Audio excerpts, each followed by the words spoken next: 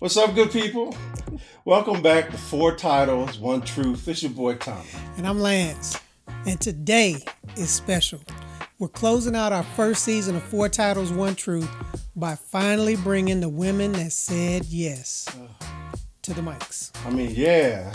Our wives, not just our partners, but veterans themselves.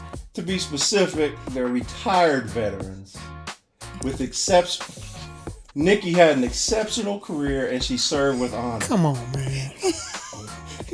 They led with strength and built their own legacies in the Army. You gonna let them get away with that? No, that's Jay, it's about them, their stories, their truth. You ready, Lance? Let's go. Let's do it. Let's go. All right. Let's start with the basic introductions. All right. We'll start with you, babe. Sugar baby. We'll start with you. It's so much. Sugar Boo, Sugar Bear. Oh my gosh. All right. Come Can on. you and Audra introduce yourselves to our audience? And please let them know stuff that they don't already know. Because we've already talked about y'all a lot. Well, I hope everything was good. Always. So, Hopefully you listened to the podcast. got it. But basically we want to know your name, how long did you serve, and whatever else you want the audience to know. Sure. All right. Well, thank you for having us on your podcast. Well, My name is Nikki, as you all may know. I served in the Army for 20 years. I'm originally from Columbus, Georgia, and the home of where Fort Benning is. And I'm actually from there, born and raised, not through the military or anything like that. But, yeah.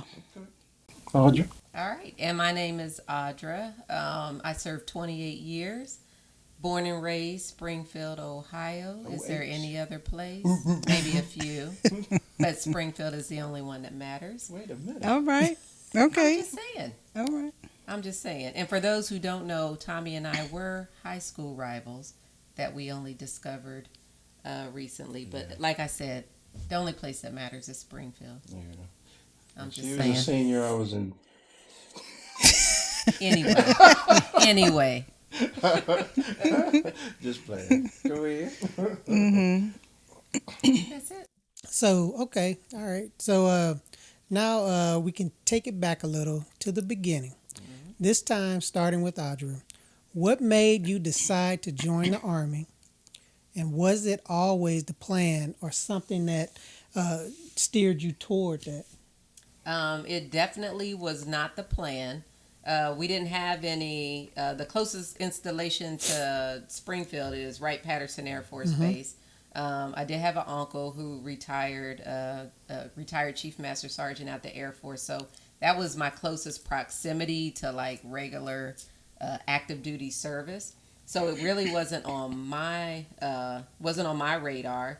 So in high school, we actually had a resource center, and one day I was in the resource center for something, looking up something, and there was someone there to meet with another student to talk about the academies. That student didn't show, so the lady that worked in there asked if I wanted to meet with the guy that was there. So I said yes, and it was at that time that I learned about ROTC opportunities as well as the 3 service academies. That was your first time hearing about ROTC? I think so, because we didn't have ROTC in high school. Okay. I know a lot of high schools do, but we did not at that time, so it really wasn't anything I thought about or knew about. We had seen recruiters in our high school who would come and meet with students about enlisting, but never that. So after that meeting is when I made the decision to apply for the 3 U.S. academies for the 3 services as well as the 3 ROTC. And I said, whichever one I get first, I will take. And that was the Army ROTC. That's how they do. That's how they did me. With the Army RTC. came back What first. about Yep. you? Yeah, so my story is a little different, quite different actually, and I think that's the beauty of all of us sitting here, that we all have a different path that we went with. And for me, I was 25 when I joined the Army. So I had graduated high school, went to college, went back home to Columbus, got pregnant, had a baby, worked corporate America, lost my job along with like 200 other people. And Shit, so you was grown. I was, through So it. I was real grown out here. Groaning. You done went through it.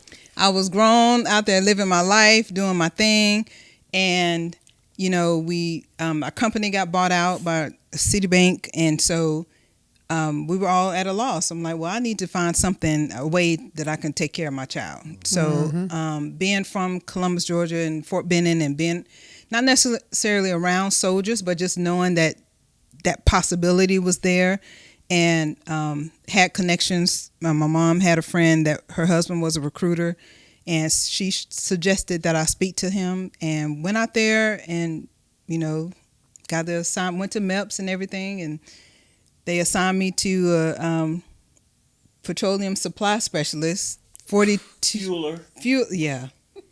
And I came back and said, this was my job because I got the Army College Fund with it. And I was like, okay, I guess this is what I'm going to do. And they said, oh, no. You go back up to MEPS and tell them you are not taking that job. So I went back to MEPS and then ended up getting assigned MOS 91 Romeo. It was 91 series at the time. It turned into 68, but 91 Romeo, veterinary food inspector. So did that, and it was on from there. So was there never an idea of Me joining the military? Absolutely not. Absolutely not. Matter of fact, when I told my aunts that I was going, because they knew that I like makeup and, you know, looking like a woman and get my hair done and nails and all that, they said, you're not going to be able to do any of that when you go to basic training. What are you talking about? That is not you. And I said, well, I got to do something. So, you know, it was like kind of like out of desperation of needing to find some kind of security. And that was my main focus, and how I was going to be able to have money and have a job. And that was it, and take care of my baby. Yep. So now, Nikki, back at you. We did a podcast where we talked about our first duty station. So just looking back, you're leaving training and you're on your way to your first duty station. What do you remember about that? My first duty assignment was at Fort Eustis, Virginia, Eva. in Newport News. And that was my first time actually living outside of Georgia, because even though I went to college, I went to Savannah State, still in Georgia. And so going to Virginia was a whole different thing, because I had to go alone, because being a single parent is not, you can't be a single parent in the military joining when you first join. So they told me that I'll be able to get my daughter back when I got to Virginia, and that wasn't true. It was really, I had to go through some things and talking to my command leadership, and then I was able to, you know, eventually get her back. But it was really a kind of sour taste in my mouth about that, because I was like, well, I was lied to. My recruiter lied to me and told me that I was going to be able to get my daughter back as soon as I got to my duty station. So I go, you know, get out of basic training, AIT, all of that, and then I have to go live in the barracks, and that's a culture shock. And I'm like, I've been living on my own for years. Did you have a roommate? Had a roommate. So just imagine, you know, so I was just, you know, at a loss. I'm like, I can't do this. I'm going to have to figure something else out. I got to go back home. But I was able to talk to my leadership and inform them of how I was actually able to take care of myself. And then they approved me to be able to move off post, get my daughter back, and that was that. And then that was actually when I met my husband. 1999, Fort Eustis, Virginia. All right now. So it was all worth it for all of that. Audra? So my first duty assignment was 16th Medlog Battalion, Camp Carroll, Korea. 안녕하세요. Yeah, so at first I was like, Korea, but I am very appreciative of that first assignment, because I feel like it was really everything we learned in ROTC, where we learned the basics, you know, from our freshman year all the way through. I get to a unit and it's set up like that with the battalion structure. So learning the basics from how the command and staff are set up, how they operate, command maintenance, motor pool, all those things that you kind of get the basics of a unit. I am very glad. I easily could have gone to a hospital where I don't think you really get you don't get the full picture being in the hospital setting. So I think going to that type of unit for the first time and really, really getting a full appreciation for the staff and who does what and really learn those positions set a solid foundation. Okay. Yeah. So on day one, you drive on to Fort Eustis. Do you remember that day? Oh no, You don't remember that? no, What about I don't you? remember. First day in Korea. I don't remember the details. I remember coming off the plane. I remember going to a replacement up there in Seoul, and we were there for a few days, and just being moved around in mass to go through these different. And then it was after a few days, maybe we were there a week. Get on the train. Then it was starting to separate everyone to where they were going. They're like, this is your stop. Like, don't miss it. Look for this. And then it's time. But when I got off at the right stop, and I don't think I was alone. I'm pretty sure there's probably a couple other people. But the command was there to meet us at the train stop. So we're like, this must be it. Right. Lesson learned there. I packed, and I still do this now. I packed way too much. You're like, yeah, you got to carry that stuff. I was like, why did I pack all No, this? you don't pack too I much. still do it. It started early. It started then. Audra, what you're not going to do is sit here and tell stories. I do. I own that I overpack, and I really overpack then. But yeah, so I do. I remember that. I do remember I that. think I was just in so much of a haze, driving on post and then meeting the leadership, and then they're telling me that I got to go move in the barracks, and I'm like, what the? So I think it was a blur now. So I don't want to remember any of that. And that was what year? 99. And This was 1994. 94. September 1994. Yep, September 1994, and the jet lag Oh hit yeah. immediately. Like it was brutal. It Uh-huh. was brutal. Yep. Yep. Well, January 99. Yeah, when I got there. Ooh, okay. Hey, so Tommy and I talked a lot about being black men in the Army. But let's flip that. He's a little nervous, y'all. Yeah, let's flip that. I am. He's not nervous. I get nervous around. Just, He really don't. makes me nervous. That's so cute. Kitty It's love. I know. Really don't. I get giddy. I get all giddy.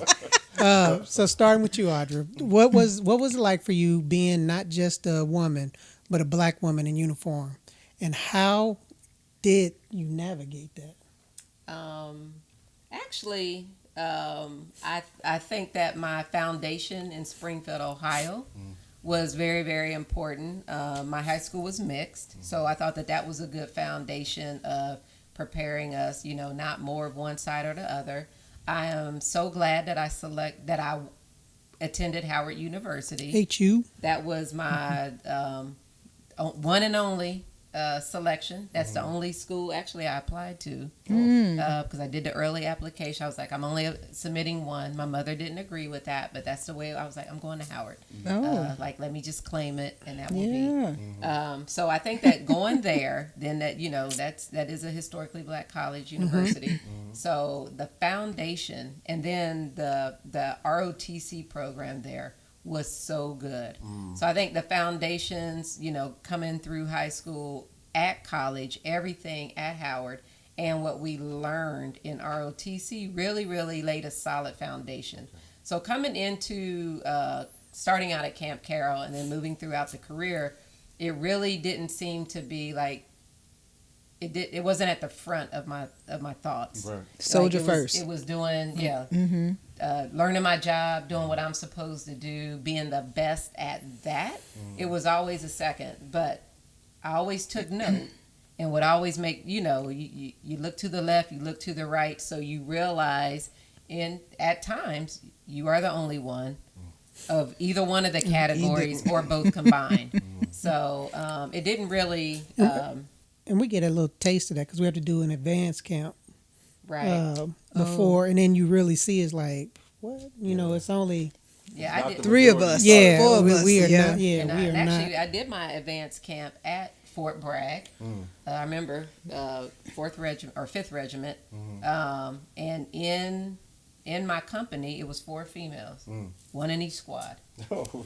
Yeah, so you kind of You knew. you don't Yeah. leave. I mean, like it's the reality. Yeah. Yeah. You know, in the like we are, you're the You're minority. male dominant anyway. You know, on Yeah. both accounts, and you just kind of learn to go with it Deal with it. Yeah. and deal with it. But it wasn't anything that we led with. You just take note. When I got to Korea, I was only female officer in the battalion.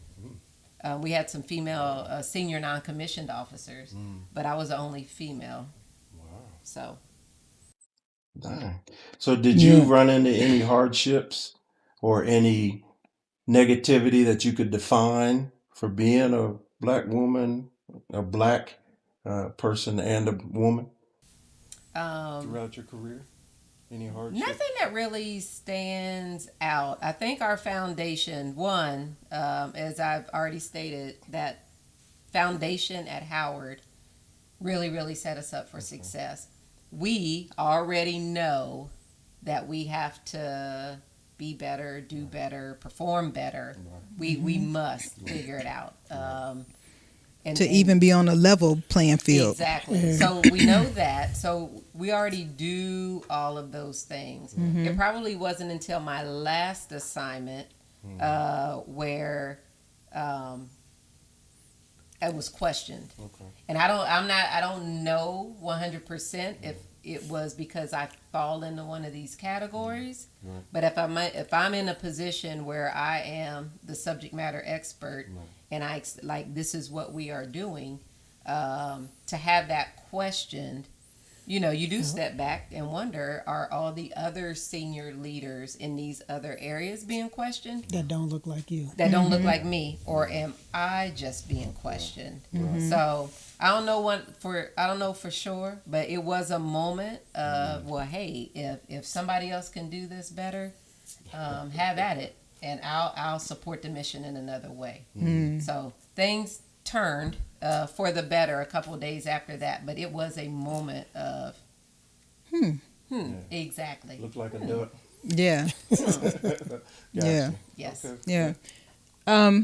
So because I was in veterinary services, vet corps, all of the veterinarians that I came into contact with were typically white male, female. That's it. So very rare I would have come across a black male or a black person as a veterinarian. Right. So for the first 11 years of my career, I never really even came in contact with anyone else that was of color other than, other NCOs and soldiers that were alongside with me. The leadership all were white males, white females, so. What were you primarily doing in the with vet services? Yeah. So we worked in the commissaries. We Okay. did inspections of all the commissary, the back of the house. So all the meat departments, the Okay. fruits and vegetable departments, doing all the inspections. Did you ever run into anybody challenging No, you or questioning you about No, I didn't never, during that? my being a black woman never was really at the forefront at all, through my She showed up like the FDA. yeah, right. Yeah, up in our blood I'll shut it down. We will shut this down. Showed her badge real Yeah, quick. that's right. You know what it is. You already know what it is. So that wasn't really a factor though. It was never really anything that I considered, saying, walking in, saying I'm a black woman and, whatever. It was never even a consideration. However, I did, of course, just like you said, I always took note that I'm the only one there. And that was just became the norm. It became the norm of what life was. But again, my career was more of a 9 to 5, really, or 7 to 4. That was just kind of how it was. I go to work, I go home, take care of my baby. That was it. 24/7. No, Okay. Okay. Okay. But no, you specifically. In the Medlog Battalion. No. 24/7. no. We didn't do any of that extra stuff. No extra. But that's what I'm saying. I really didn't have any problems, no issues or whatever. We up at 05 running. Up All and of down that the came road. later. Okay. That came Your later. unique story is that you started off enlisted, Yeah. and then you went to OCS, which is Officer Yeah. Candidate School. So So you gave us a perspective of, as an enlisted, you said you didn't. yeah, have had no any of those issues. Yeah, it wasn't until because I was already groomed, in my career, the first 11 years. I also knew that I wanted to make more money, and I knew what it took. To make I more. yeah, Promotions which weren't means I coming needed fast to enough. get promoted. So I had to finish my undergrad. I had to finish certain correspondence courses. I had to do the things. So I did that, and then apply for OCS. And what I went through wasn't a direct commission. In order to go to become an officer, I had to get the approval of one of the generals that were on the installation, because they have certain slots that you could get from them if they approve you. So I met with General Packett at Fort Rucker, Alabama, and he sat down with me and was telling me, he was like, "You're going to be a black woman, going into the operational army. So those are, and a single parent at the time, and you're going to already have obstacles. So just make sure that you don't use that as a crutch. So you have to continue, just like you're saying, you always have to be better than everybody else." So I took that, and it always stuck with me. So once I became commissioned, my first assignment was with 3rd ID in Fort Benning, Kelly Hill, Rocket Arm, Dollface Soldier.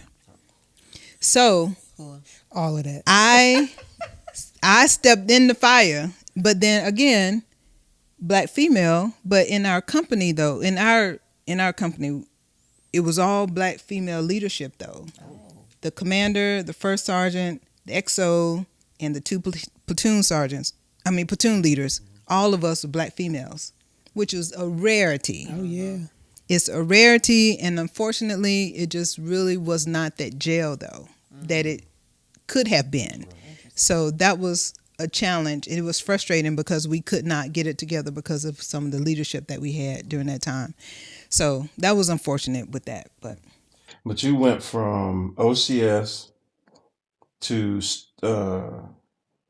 3rd ID to Iraq, Yeah. and in that change, it's unique that you would go from basically non-operational, and then you were a convoy commander in Iraq. So how was that? 9 to 5 to convoy commander. I'm talking about That's what I'm culture shock. Exactly. soldiering up. It's like, what is happening? This is the army. This is the army that people for talk real. about. This is the army that people think of, and I wasn't thinking of that, because I was always focused on taking care of my child. What I need to do to get better so I can take care of her. That was my number one focus. My 15 years in the army, first 15 years, whatever. Well, I went for 20, but anyway, so that was a shock. We Did can you definitely run talk into more into any- that. Yeah. Did you run into any situations where you felt, because you were a black woman, black and a woman, or black woman, that it interfered with your career? I think it's because you don't necessarily always want to jump to that, the saying that I'm being treated this way because I'm black and a woman. It's hindsight now.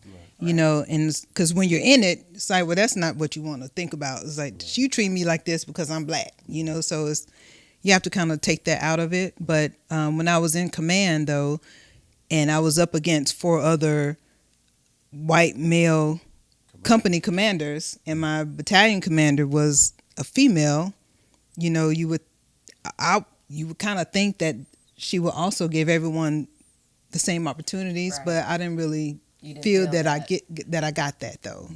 But not to say that it was because of any of those 2 categories, but looking You back, don't know. Yeah. you possible. don't know what it was. So I don't know. It's possible.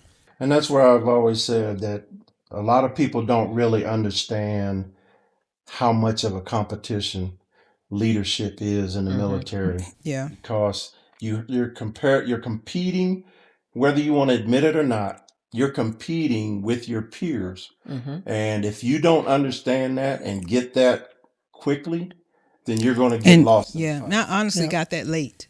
I really got, because I was already 15 years in Right. by the time I became a company commander. But Right. just the path that I went. It was like, I mean, and then it's only so many of those leadership positions so that you can when have. you get it, Yeah. then you just want to Shine. Yeah. shine at it. But I got it do late, everything you and by that time I'm 35, almost 40 years old. So I ain't got time for that. I'm not finna do this.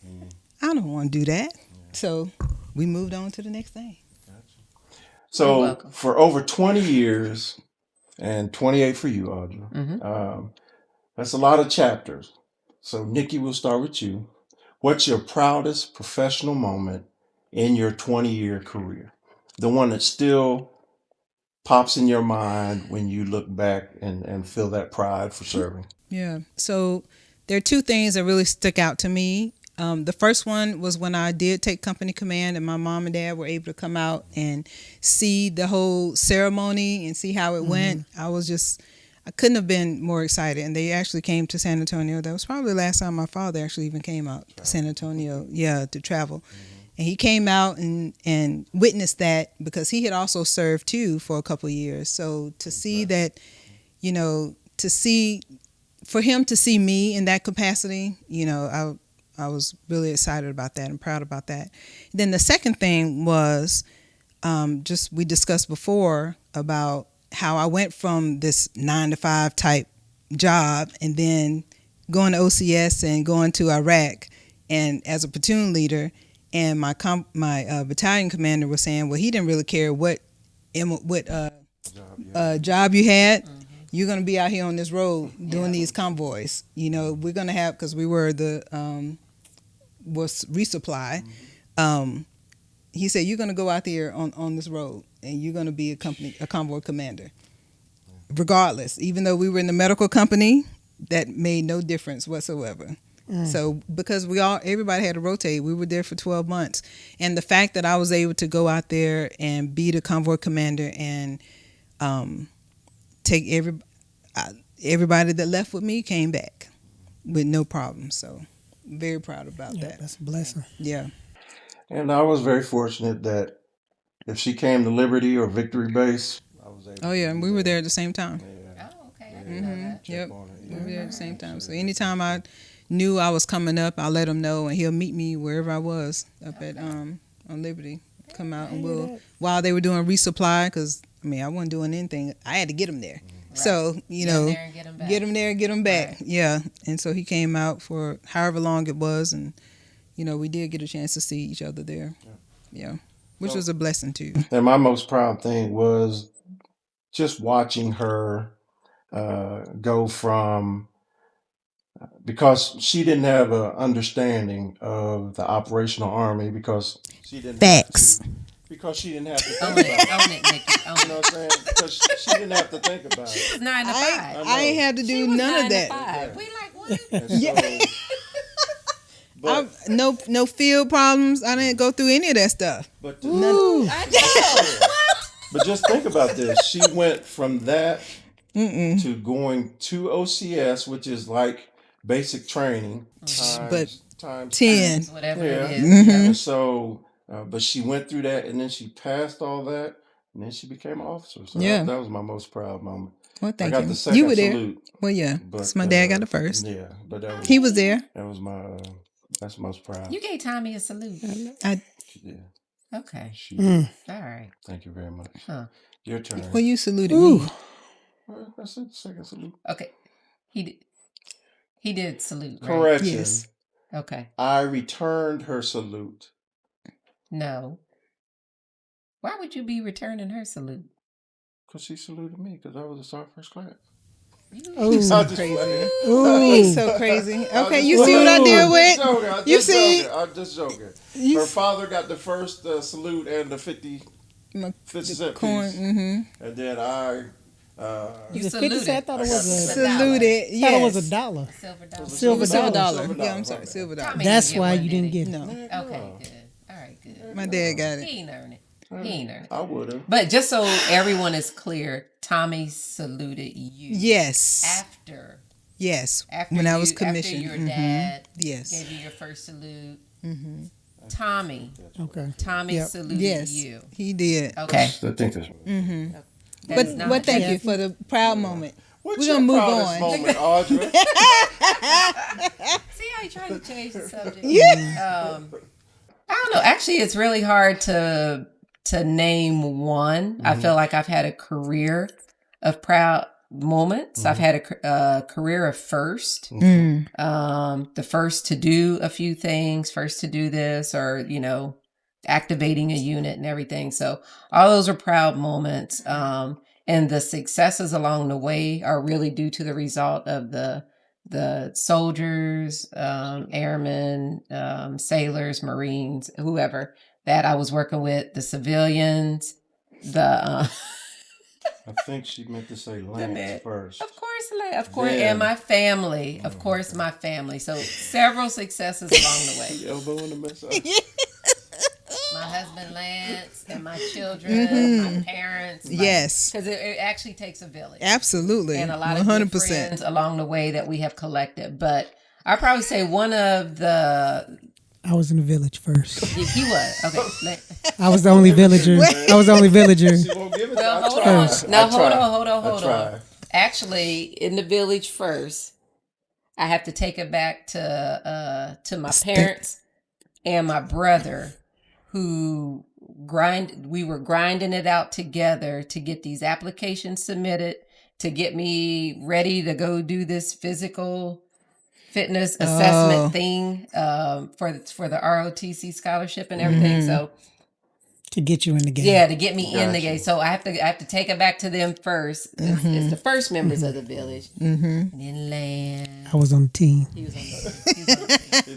Number one draft choice right there. Hey. He was on the team. Because we were literally just friends first for about 3 years. So it was that village and then moving on into the military. But Just friend.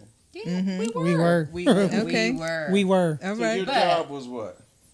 I came in as a clinical lab officer and then got my master's in specialty in blood banking. Blood banking. See, but what she's not saying too, when ROTC, she was our battalion commander. Oh, God. So I was a battalion. Go yeah. ahead she was. Okay. now. Go ahead now. She was. And she Because I did well at camp. That's right. she going up there. She just about. Anyway. Oh my God. Oh my God. Anyway, but back to probably the most proudest would actually be in my last duty assignment. We're going through COVID. I was over the Armed Services Blood Program, and we had a directive to collect 10,000 units of convalescent plasma. And I don't know if everybody remembers, but we were looking for treatments for patients with COVID, in a certain category. So the whole of the industry came together to collect convalescent plasma.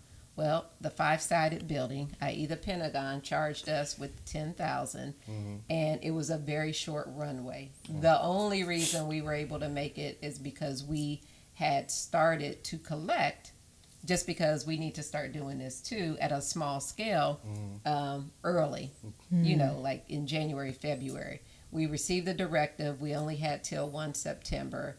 We knew that there were doubts that we would be able to do it. Right. Initial doubts with what we were doing in response came early. And that was a little bit like, oh, are you questioning me because I'm in one of these categories? Are you questioning all of the SMEs like this Right. and not understanding what they're doing? Or is it just me? So we had that moment. But we knew that there were also doubts of, I don't think they're going to be able to do it. And so it was a behind the scenes of, oh, we will. Right. We Get will this ring done. the They say bell. challenge accepted. Get this Challenge done. accepted. We are going to get this done by any means necessary. So everybody came together. I mean, and if you think about it, the scope of where we are is all across the U.S. I mean, we have 20 donor centers here, there, and everywhere. All 3 services represented, and everybody came together and mission complete. So I would say the satisfaction just because of the level that this directive was at, it was like, oh, we must be successful in this. So everybody rallied, worked together. we did it, and we actually met the goal 1 week ahead of schedule. Wow. So I would say that is definitely up there as one of the proudest moments of. It's such a terrible time, It was. you know. Yeah. So much uncertainty, and we were responding to stuff. If you remember, we mobilized service members to New York.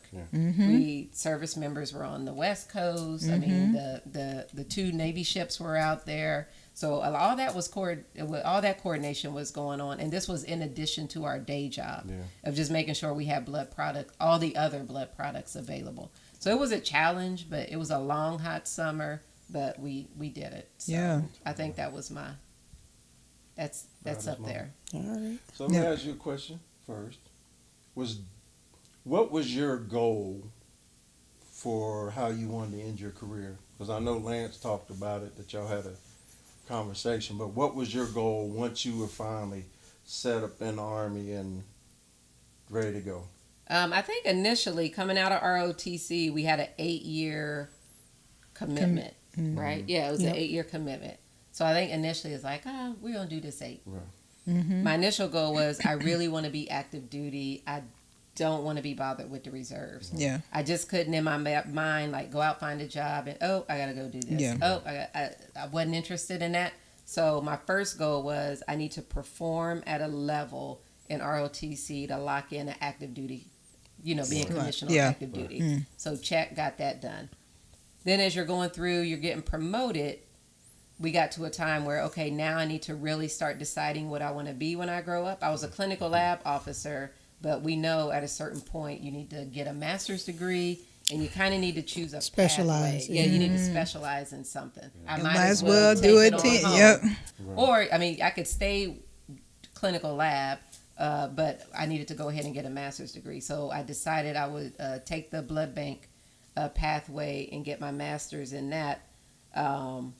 And keep pushing forward. So I think by the time I was at that point, then you're like at that 10-year mark, you now have another obligation. So once you get over the 10 years, you're like, well, after that, it became, I had to make that decision of, do I want to get promoted or do I really, really want to focus in this area, in the industry, everywhere, and kind of stay there, because I know at some point I am going to retire. I didn't know how long I would stay at that point.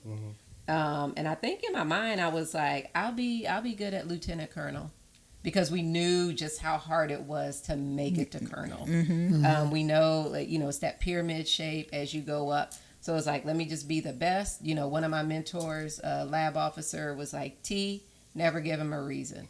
So I was like, let me make sure I do everything I'm supposed to do on the civilian side to get that education, all the required courses and training on the military side, and let the chips fall where they may. So I kind of decided I'm going to focus on the blood banking side and go as far as I can go. So after the masters and the payback for that, I was like, well, we might as well take it to 20. Right. And then after that, it was, the after timing that 10 with year, the promotions. if you do more than 10 years. Yeah, so I think the extra 8 after 20, I'm trying to remember where I was at 20. But at that point, you're like, okay, well, let me just wait. The board's going to meet, so then you make lieutenant colonel. Okay, let me just wait. And then, that's how we get to 28. But initially it was, I'm going to do my 8. Right. Okay, well, I might as well get them to pay for the master's degree. Over to 10, I'm going to do 20. Right. Yeah, so. Okay. Yeah. So you went from food inspector, and then once you went to OCS, what did you become?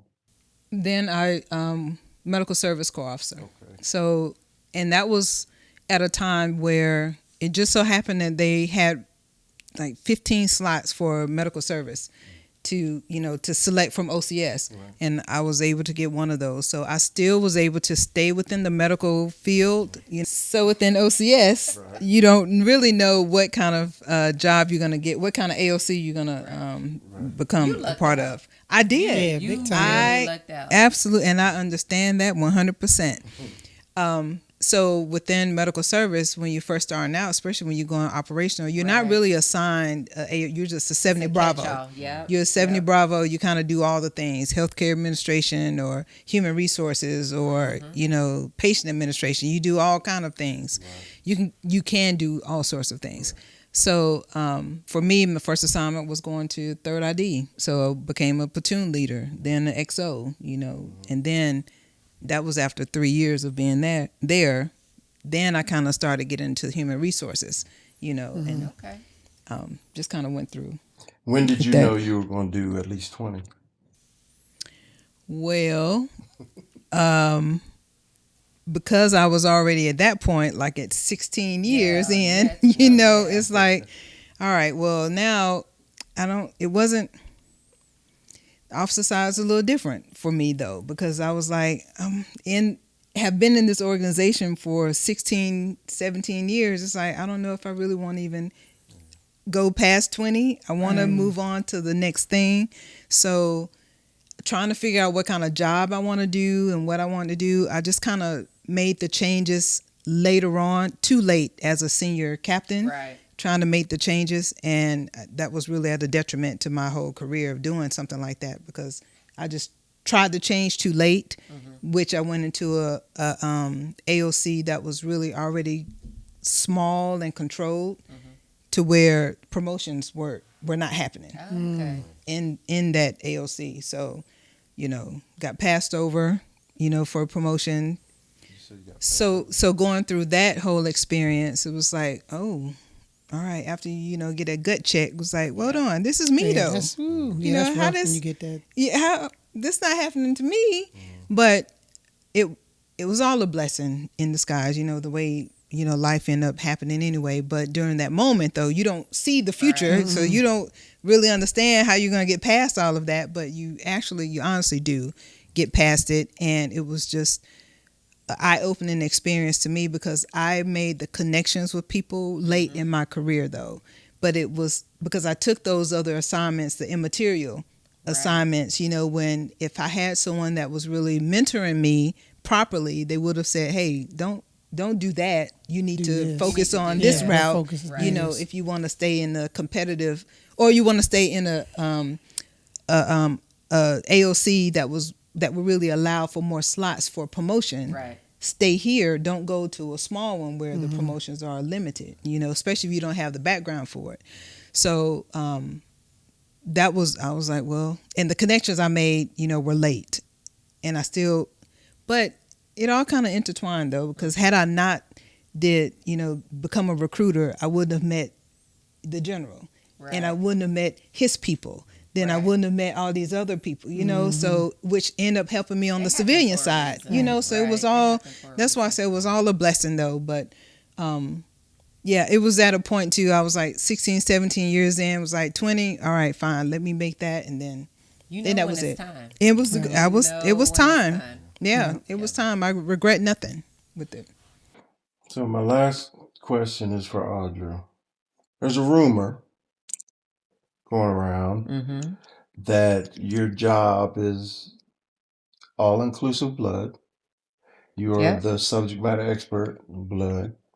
I am all things blood. But there's a rumor going around. It's not a rumor. That you're not a fan of blood.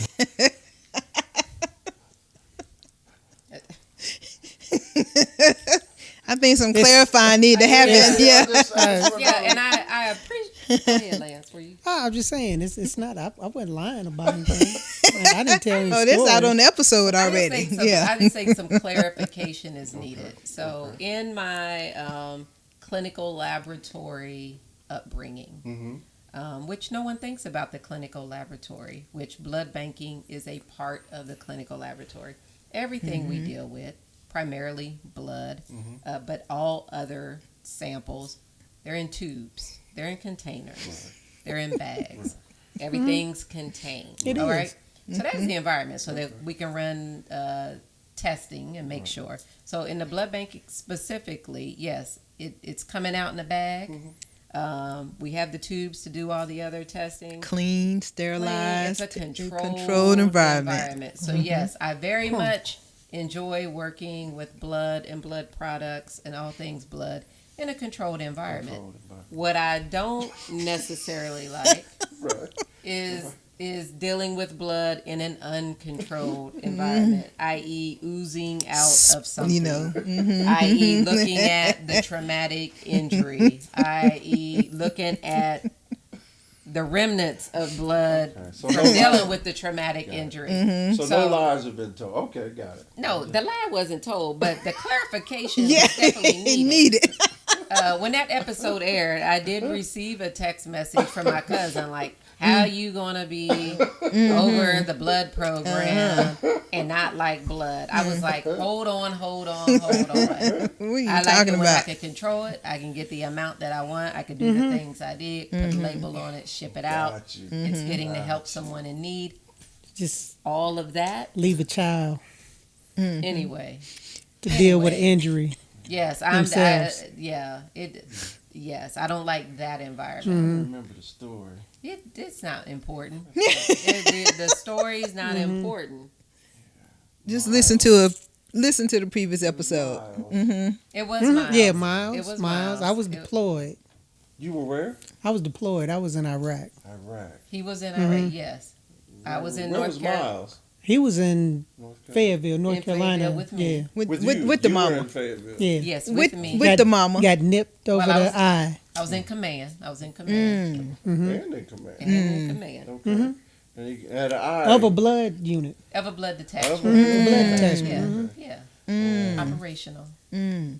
Hurt. Had to go to the ER. Yes, I had to take Miles on into the neighbor's dog. Did something over his eye. It was clean. Yeah. I was okay. Right. It was clean. It was bleeding, but it was clean. Okay. And I knew enough to know we need to go get this checked out because it was close to the eye. So you were good driving to I was hospital. good. We were good. He was fine. It wasn't, dropped off Mackenzie with a neighbor and off we go. Okay. And we get there To the and we're still emergency room. good. We go to the back. I'm sorry. And- Where were you? He was in Iraq. Back it there. is. Okay. There it Got is. you. Yeah. Okay. Yes. Yes. Yes. Middle of the Doing night in OR Baghdad. things. Yes. Seeing all kinds of blood and things. I got it. Yes. So we go back there, and in the assessment, the physician starts to mess with it. Wasn't clean no more. It was just, yep. This is we're gonna need Relive. some stitches. See it in the Blah face. blah. Miles was okay. Maybe he was crying a little bit or whatever. And I just a feeling, and so he's like, yep. And then he walks away. He's like, yep, we're gonna need stitches. So then he comes back with the sutures, and he's about to start going through the skin to do the sutures. And I'm sure I looked how I was starting to feel, and the nurse was like, do you want to go to the other room or whatever while we... And I guess I called, I was like, here, like, just... Miles was 20. Miles was kindergarten? He's Five? about 5, 6. Kindergarten, maybe? He's about 6. Oh. Yeah. He had been about at least 6. Okay. 6. Yeah. Not 20s. No. He was 6. No. Yeah. No, he was 6-year-old. Bottom So he line, was he was fine. good. 6-year-old kid. Okay. But Yeah. probably... Mama just- left. Mama Mama didn't have to go. Yeah. Mama left. I did not Pass leave the the phone. building. I did not leave the building. Pass the I phone did. so that I could be I like, did. I did. I'm like, what's going on? I was like, here. Yeah. Talk to the nurse. Gotta get stitches. Whatever. I'm sitting there trying That's to calm the boy hilarious. down over the phone. Like, it's okay. It's fine. It's fine. They're going to numb it up. They So- did. You'll be And all right. That Good. happens. I was like 2 doors down. And Miles sees you Down the hall. and says, You okay, mommy? After And he was walking with the traumatized. injury. Yeah, he the one with, leaving with the stitches. He's a, Leaving with the Bill's stitches. character, I got Bill's Bill character. said, I just hey, wanted- I he's just strong wanted- to this day. Yeah, hey, yeah. I just wanted to clarify some things. Okay, I'm good. Yeah. Okay. I'm good. I Yeah. mean, I'm glad I got to clarify the blood Yes. statement. Yes. Yes. On record. You don't like seeing That's it. Hmm. live blood that's not Unclean. I contained. don't like Unclean. seeing out of Okay. control. Out of blood. control All right, blood. all right. I don't like seeing out Okay. of control Got blood. it. All right, with that Yeah. being said, we're just getting started with these two. So, These two. these two. How about these? Yo, These two. two. Okay. These It's, two. How right. about We're just these getting two? started Okay, with yeah. these lovely ladies. So this is just part one of two. So We coming back. stay with us. Yes, Yeah, stay there's with much more us. to come. Okay. Thank you for joining us for part one. We'll be back the very next episode to talk about, us, not just them, but us. How we met, marriage, what it really takes to build a life Clarify some through the things. chaos. Yeah, Yes. What Nikki said. so that everybody, this is more than a love story. These are more than like little love stories going around. It's real life. And we put some of that out. I think you all clarified that in this episode. So from leaders who survive honorably and survive, we are so happy and thankful that that you all would come on our episode. We appreciate y'all having us, Yeah. asking Thanks us, for having begging us. us to come Thanks on. for the opportunity. Hey, y'all, don't forget to follow us on social media at 4 Titles, 1 Truth. Also, listen to our podcast. As you know, it's available on all podcast platforms. Yep, and for you visual folks, you can watch us on YouTube. YouTuber. However, if you choose to listen, just know we will keep the conversation going, y'all. All right, we'll see y'all next time. Bye.